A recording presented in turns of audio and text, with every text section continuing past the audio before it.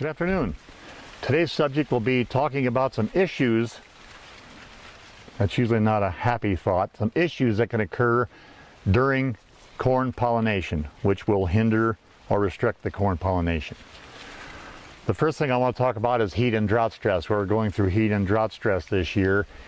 If you have enough heat and drought stress, the pollen does not stay alive as long as it normally would, and it may not stay alive long enough as it floats down and lands on a silk.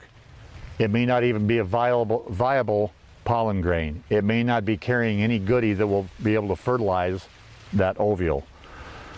The second thing under heat and drought stress that can occur is maybe no ear formation at all. Maybe no ear shoot will show up, or if an ear shoot shows up, maybe the silk is delayed so much by the heat and drought, the emergence of the silk, that by the time the silk emerges, all the pollen is gone.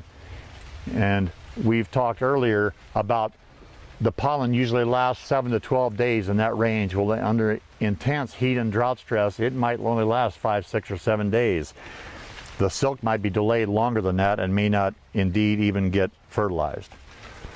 So under heat and drought stress, those two things can happen. And if the silk is out, normally it's got a sticky grabbing habit toward a pollen grain. It actually wants the pollen grain, and the pollen grain seems to want to seek out the silk. But under intense heat and drought pressure, the silk gets a waxy, non-sticky feel to it, and it is not as attractive to the pollen grain, nor is it as possessive of the pollen grain if it does touch a pollen grain. Another thing that can happen is insects can feed on the silk. 2 insects this year have been feeding on silk: Japanese beetles and the corn rootworm adult, or corn rootworm beetles.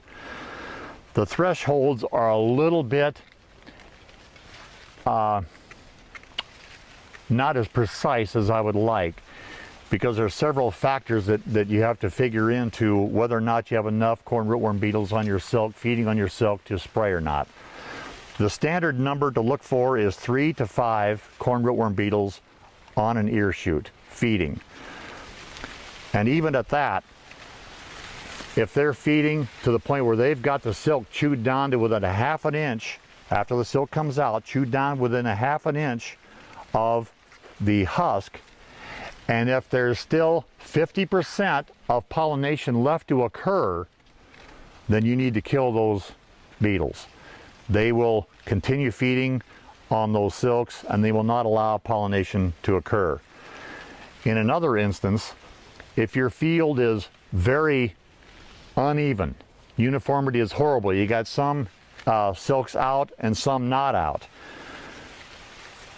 and let's say the ones that aren't out are 4 or 5 days away from silking yet, and you still only have 1 or 2, let's say you have 1 or 2 corn rootworm beetles feeding on this silk, I would still spray and kill them. Here's the reason.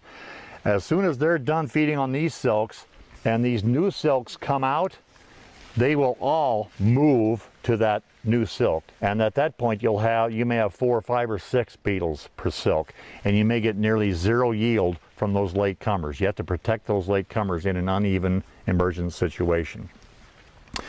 With Japanese beetle, I think the numbers are a bit smaller, 2 to 3 Japanese beetles per plant, and you should spray to kill them.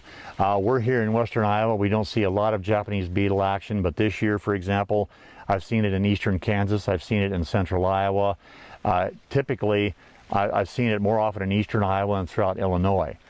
But I have seen some Japanese beetle feeding this year, and the same goes for the Japanese beetle. If you see 2 of them per plant, and they are feeding to the point where they're chewing the silk down to within a half inch or 3/4 of an inch of the husk, and there's still 50% pollen left in the field, then you kill those Japanese beetles. The reason I keep mentioning there's pollen left, if the field is done pollinating, if it's done pollinating, killing the beetles won't do you any good. There's no pollen to land on the regrowing silk anyway.